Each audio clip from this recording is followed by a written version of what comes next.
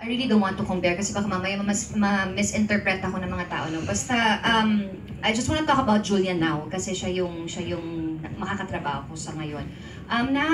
Isang beses pa lang, diba? Isang taping day pa lang kasi kami dalawa. So, yung mga scenes namin medyo light pa, ganyan.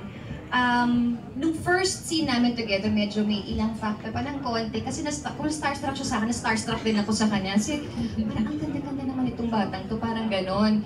So, komportable na agad ako sa kanya kahit na isang beses pa lang kami nag-taping together.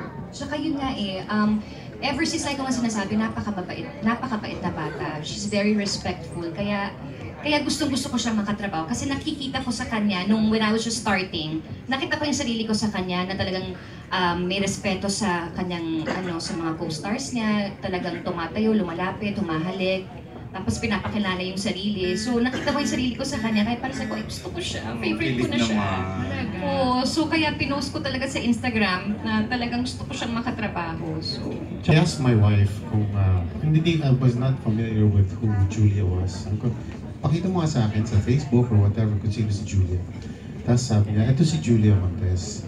And then sabi ni Carmina, napakabait na bata daw. Napakabait. Okay, that'll be nice. So, Ariel, wala ka palang idea kung sino si Julia Montes? I don't watch TV so I don't know who anybody is. Pero yung serye mo, siguro pinapanood mo. No, I don't. Hindi rin? Bakit? Ewan ko, Kasi I'm busy.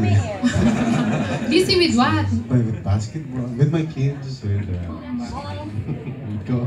So, hindi mo nakikita hindi mo yung feedback ng viewers?